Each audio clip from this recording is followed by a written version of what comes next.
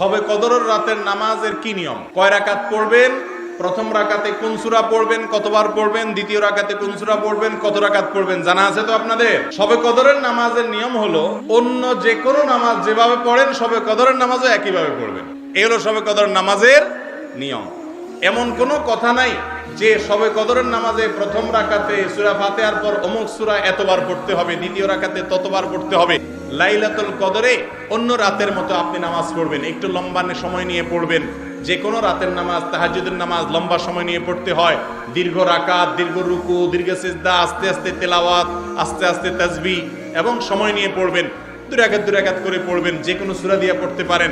একবার পড়বেন না দুইবার পড়বেন সূরা ফাতিহার পরে সূরা, এটা আপনার ব্যাপার। কোনো সূরা নির্ধারিত না, শুধু 27 তারিখকেই করবেন, অন্যগুলোতে ঘুমাবেন। এটা সুন্নাহ সম্মত, লাইলাতুল কদরের তালাশ নয়। হিসাব দিয়ে জান্নাতে যাওয়া কি সহজ কাম না কঠিন কাজ? আরে আল্লাহর কাছে তো অনেক দূরের কথা। আপনি যে প্রতিষ্ঠানে চাকরি করেন তার মালিকের কাছে, উপরস্থ বসের কাছে একেবারে পুঙ্খানুপুঙ্খ করে প্রতিটা পয়সার হিসাব দিয়ে একদম সবকিছুতে পারফেক্টনেস প্রমাণ করা, এটাই তো একটা কঠিন কাজ, দুঃসাধ্য কাজ। সেখানে সারা জীবনের হিসাব আল্লাহর কাছে দিয়ে পাই পাই করে তারপর আপনি জান্নাতে যাবেন, বিষয়টা এত সহজ না।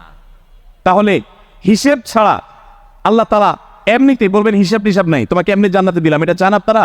দেখুন কোরআনে কারীম আল্লাহ তাআলা বলছেন ইন্নামা ইউওয়াফাস সাবিরুনা আজরাহুম বিগাইরি হিসাব। আল্লাহ বিনিময় দেওয়ার ক্ষেত্রে, সওয়াব দেওয়ার ক্ষেত্রে দুনিয়াতে যারা সবরকারী হবে, যারা ধৈর্যশীল হবে, যারা সহিষ্ণু হবে, যারা নিজেকে নিয়ন্ত্রণ করতে পারবে, এই সবরকারীদেরকে আল্লাহ তাআলা হিসেব ছাড়া দিবেন।